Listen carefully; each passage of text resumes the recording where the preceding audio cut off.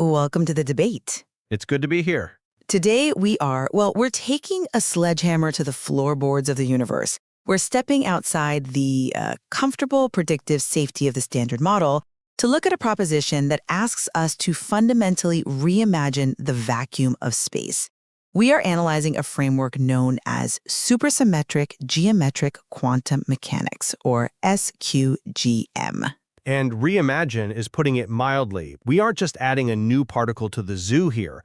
We are talking about a framework that proposes replacing the fields and forces we know, entities that propagate through empty space, with a living, 12-dimensional rotating geometry. That is the core conflict.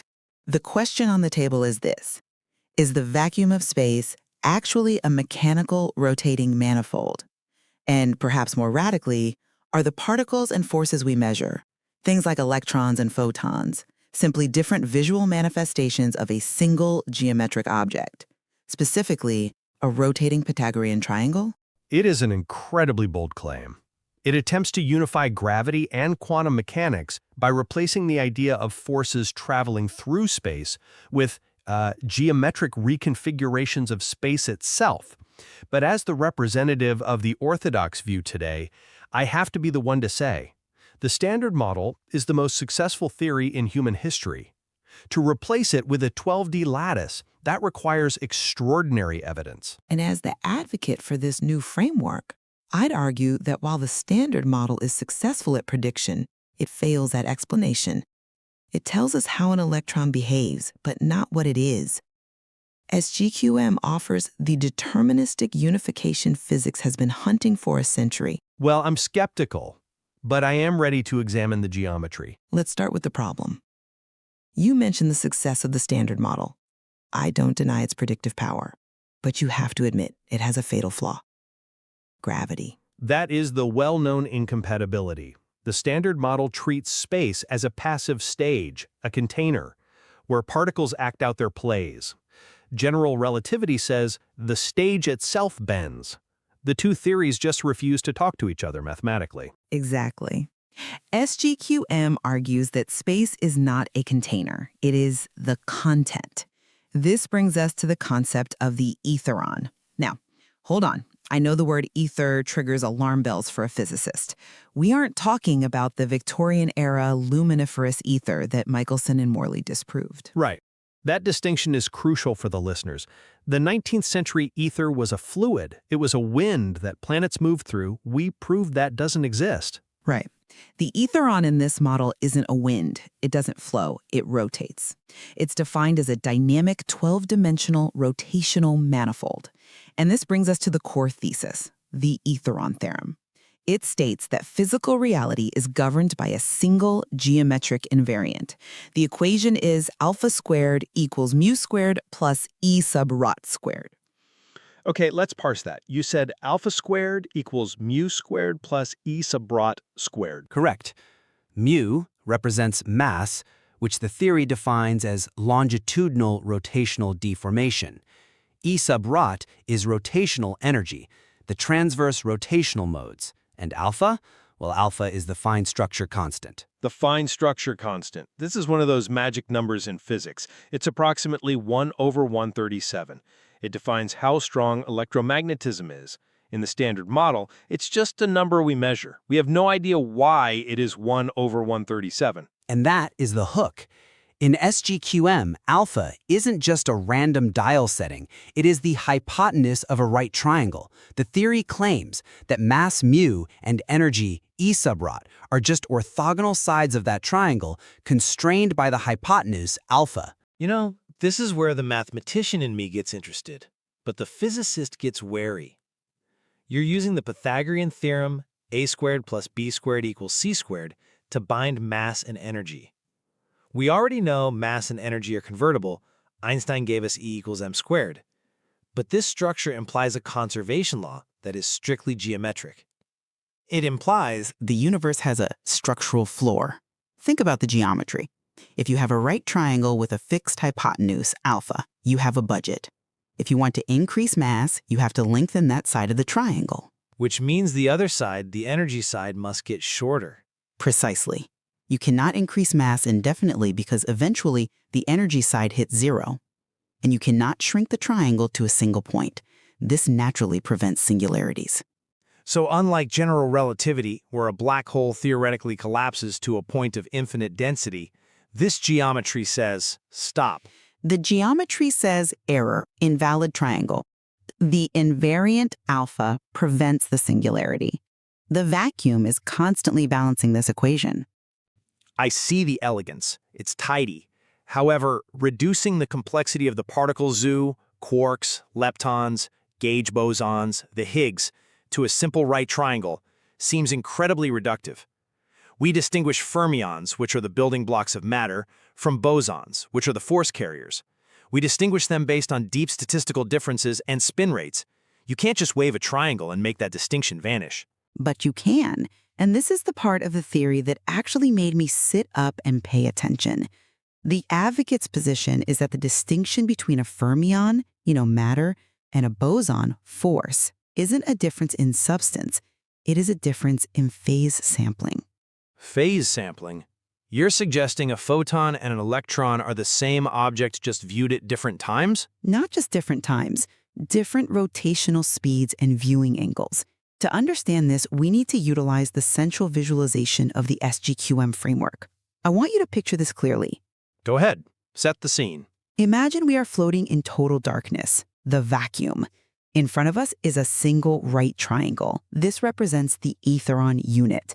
Its sides form that Pythagorean structure we discussed: mass leg, energy leg, hypotenuse. Okay, I've got a triangle in the void. Now imagine the triangle itself is invisible, but its two vertices, the corners at the ends of the hypotenuse, are glowing. They are tiny, sharp points of light suspended in black space. So I see two glowing dots. Initially, the triangle rotates slowly. As it spins, you can follow those two distinct glowing points. At any given nanosecond, you can point and say, there it is. These correspond to discrete geometric states. Fair enough. Low energy, low rotation, discrete points. Now we crank it up. We increase the rotation rate of this triangle, faster and faster. As the rotation approaches the Aetheron substrate limit, which we perceive as the speed of light, what happens to your vision of those dots? Well, like a ceiling fan spinning up or a propeller, they would blur. Exactly. The glowing vertices smear into short arcs, and at the limit, those two glowing points are no longer seen as points at all. They become continuous luminous curves. You see orbital streaks traced through space. Instead of two dots, you now see two closed curved paths, like faint elliptical halos. Okay, I can visualize that. A ring of light instead of a moving dot. In SGQM, those continuous streaks are the bosons. The streaks are the bosons. Yes. Bosons, photons, gluons are what you see when the rotational dynamics are so fast and smooth that the vertex positions become continuous orbits. They represent delocalized rotational energy. It corresponds to a system behaving as a continuous field. That is a compelling heuristic. You're saying the force field is just the motion blur of the geometry spinning at the speed of light. But what about the matter? What about the fermions? For the fermions, we look at the exact same object, but we change how we look at it. Imagine we have that same spinning triangle, creating those blurry halos. But now we use a stroboscopic light. We are going to freeze the motion, but only at 4 specific phase angles: north, south, east, and west. So we are sampling the system at 0, 90, 180, and 270 degrees. Precisely. At these 4 phase-locked orientations, the rotation aligns with the coordinate axes of the manifold. In that split second of alignment, the streaks vanish. The glowing vertices collapse back into sharp points. You recover discrete locations. And these are the fermions. Yes, fermions are phase-locked points. Bosons are phase-smeared trajectories. They are not different particles. They are the same rotating Pythagorean geometry. It depends entirely on whether you are interacting with the continuous orbit, the field, or the discrete geometric alignment, the particle. I have to admit, as a teaching tool for wave-particle duality, that is vivid. You're essentially saying duality is an artifact of observation speed versus rotation speed. But I have to push back on the physics here. Real fermions, electrons, quarks, have a very specific property called spin 1/2. I was waiting for this. It's a fundamental property. Spin 1/2 means the particle has to rotate 720 degrees, 2 full circles, to return to its original state. A simple triangle rotating in 2D space returns to its start after 360 degrees. Your visualization breaks down there. It would if it were rotating in 2D space. But remember, this is a projection of a 12-dimensional manifold. The Aetheron model accounts for spin 1/2 through what it calls the 720-degree fermionic cycle. How does that work geometrically? Because the rotation happens across orthogonal axes, flipping between the mass axis and the energy axis, the triangle undergoes a flip in orientation. After 360 degrees, the triangle is back in position, but its internal orientation is inverted. It's like a Mobius strip. Okay, the Dirac belt trick. For the listeners, imagine holding a cup of coffee. You can twist your arm 360 degrees, but your elbow is now awkwardly twisted up. You need to rotate another 360 degrees, passing the cup under your arm to get your elbow back to the start. That's 720 degrees. That is the perfect analogy. The vertices, those glowing points, are tied to discrete phase alignments. Because of the higher dimensional structure, the triangle must complete 2 full rotations to return to the exact starting configuration and identity. This is the 4-pi cycle. And the bosons. The bosons, being the continuous streaks, don't care about the internal point orientation. They close the loop every 360 degrees, or 2-pi. This is why bosons have integer spin and fermions have half-integer spin. It's physically derived from the geometry of the rotation. It is a consistent internal logic, I will give you that. It maps the abstract mathematics of spinors onto a mechanical motion. But let's go back to that equation. Alpha squared equals mu squared plus E sub rot squared. We touched on alpha, the fine structure constant. The mystery number. Standard physics treats it as an empirical fact. We measure it, we plug it in. Why does SGQM think it can explain why it is 1 over 137? Because in SGQM, alpha isn't a force strength, it is a geometric invariant. It is the fixed length of the hypotenuse of this Aetheron triangle. So the size of the vacuum unit is fixed. The rotational magnitude is fixed. Rotation does not change the length of alpha. It only redistributes it. This is the dynamic Pythagorean identity. The universe is essentially a fixed budget of geometry. It's a bold claim, but I want to pin it to the consequences of this living vacuum.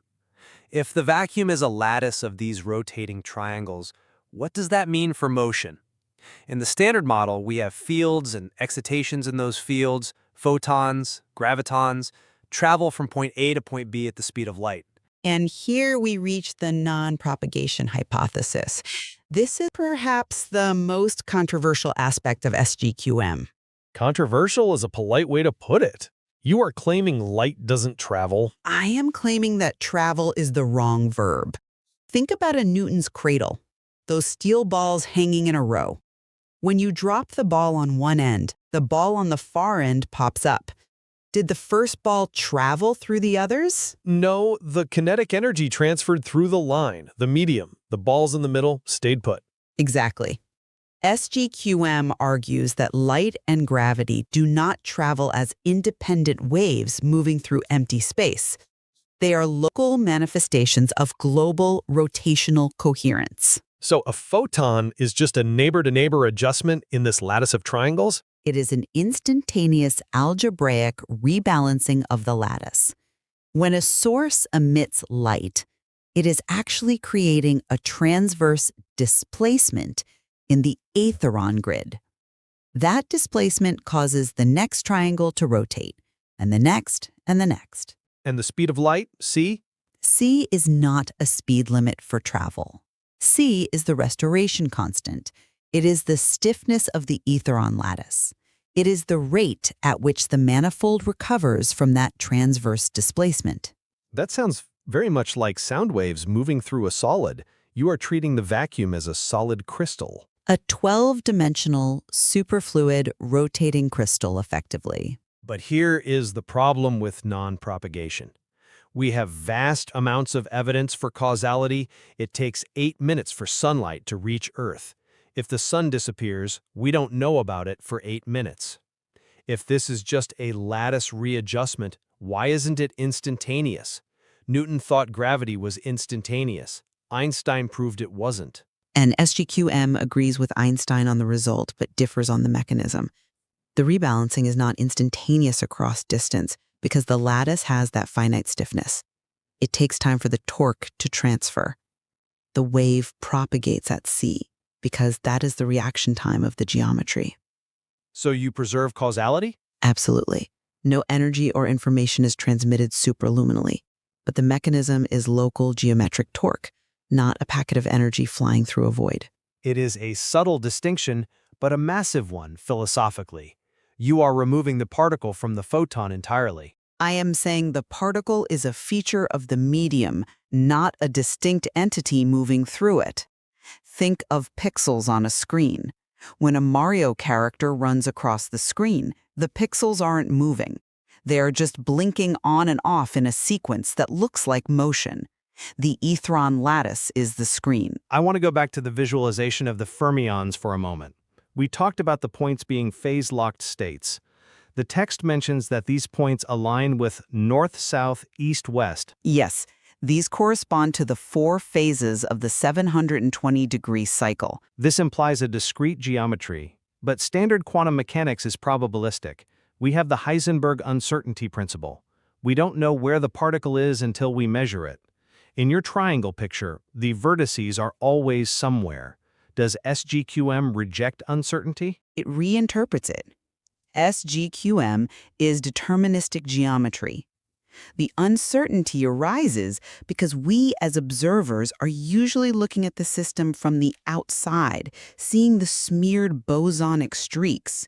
We can't know the phase and the position simultaneously because the measurement process interferes with the rotation. So it's a hidden variable theory? The hidden variable is just the current phase angle of the triangle? You could frame it that way. It aligns with Bohmian mechanics, the idea of a pilot wave. But here, the pilot wave is the structured rotational dynamics of the Aetheron lattice itself. Let me summarize where we stand. As the dissenter, I look at SGQM and I see a complex, mathematically dense construct. The rotating triangle is a beautiful heuristic for unification. The idea that bosons are streaks and fermions are points is a fantastic visual aid for duality. But replacing the vacuum with a mechanical, 12-dimensional manifold is a massive leap. The non-propagation hypothesis challenges the fundamental way we understand cause and effect across distance. It feels, I don't know, like a return to a pre-relativistic worldview, just dressed up in higher-dimensional math. I see why you feel that way. But from my perspective, the advocate's view, the current paradigm is the one that is stuck. We have been staring at the disconnect between gravity and quantum mechanics for 100 years. We have. SGQM offers a bridge. It suggests that the distinction between matter and force is an illusion caused by rotation speed and phase sampling. The Aetheron invariant proves that existence is a perpetual act of dynamic equilibrium. It tells us that the vacuum isn't empty. It's alive with geometry. It is certainly a more poetic universe. A universe where every point of darkness is actually a spinning engine of potential reality. And that brings us back to that image, the triangle rotating in the dark. The 2 glowing vertices. Spinning so fast they become streaks of light, the forces that bind us. Or slowing down to freeze into the points of matter that make us. It leaves us with a profound choice. Is the universe made of distinct particles moving through a void? Or is it just the geometric soul of a rotating Aetheron? That is for the listener to decide. Thank you for joining the debate.